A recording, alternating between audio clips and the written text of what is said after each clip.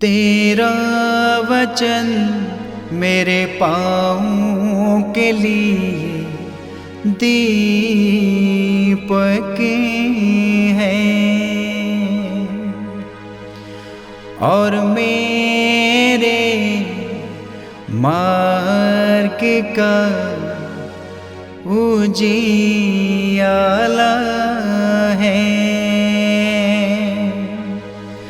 तेरा वचन मेरे पाँवों के लिए दीपक है। पहला पाठ नबी होशिया का ग्रंथ अध्याय 6 पद संख्या 1 से 6। आओ हम प्रभु के पास लौटें। उसने हमको घायल किया, वही हमें चंगा करेगा। उसने हमको मारा है, वही हमारे घावों पर पट्टी बांधेगा। वह हमें 2 दिन बाद जिलाएगा, तीसरे दिन वह हमें उठाएगा और हम उसके सामने जीवित रहेंगे। आओ हम प्रभु का ज्ञान प्राप्त करने का प्रयत्न करें। उसका आगमन भोर की तरह निश्चित है। वह पृथ्वी को सींचने वाली हितकारी वर्ष की तरह हमारे पास आएगा। हे एफ्राइम, मैं तुम्हारे लिए क्या करूं?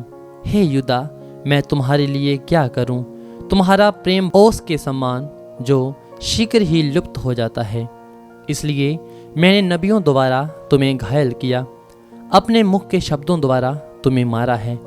क्योंकि मैं बलिदान की अपेक्षा प्रेम और होम की अपेक्षा ईश्वर का ज्ञान चाहता हूँ। ये प्रभु की वाणी है। ईश्वर को धन्यवाद। भजन अनुवाक्य। मैं बलिदान नहीं बल्कि प्रेम चाहता हूँ। अनुवाक्य। मैं बलिदान नहीं बल्कि प्रेम चाहता हूँ। हे ईश्वर, तू दयालु है, मुझ पर दया कर। तू दया सागर है, मेरा अपराध क्षमा कर। मेरी दुष्टता पूर्ण रूप से धो डाल, मुझ पापी को शुद्ध कर। अनुवाक्य। मैं बलिदान नहीं बल्कि प्रेम चाहता हूँ। तू बलिदान से प्रसन्न नहीं होता। यदि मैं होम चढ़ाता तो तू उसे स्वीकार नहीं करता। मेरा पश्चाताप ही मेरा बलिदान होगा। अनुवाक्य। मैं बलिदान नहीं बल्कि प्रेम चाहता हूँ। हे प्रभु, सियोन पर दया दृष्टि कर। तू यरूशलेम की 4 दीवारी फिर बनवा। तब तू योग्य बलिदान, होम तथा पूर्ण हेतु स्वीकार करेगा। अनुवाक्य। मैं बलिदान नहीं बल्कि प्रेम चाहता हूँ। जय घोष। अपना हृदय कठोर ना बनाओ, प्रभु की वाणी पर ध्यान दो। संत लूकस रचित पवित्र सुसमाचार अध्याय 18 पद संख्या 9 से 14।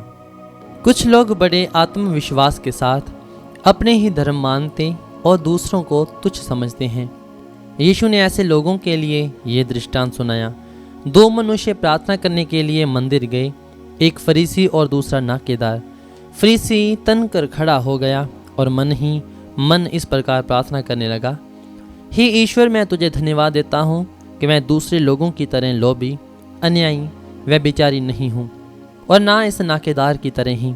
मैं सप्ताह में 2 बार उपवास करता हूँ और अपनी सारी आय का दशमांश चुका देता हूँ। नाकेदार कुछ दूरी पर खड़ा रहा। उसे स्वर्ग की और आंखें उठाने तक का साहस नहीं हो रहा था।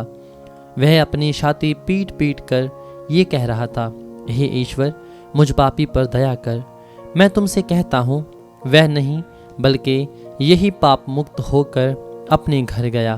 क्योंकि जो अपने को बड़ा मानता है वह छोटा बनाया जाएगा, परंतु जो अपने को छोटा मानता है वह बड़ा बनाया जाएगा। ये प्रभु का पवित्र सुसमाचार है। क्रिस्त की जय।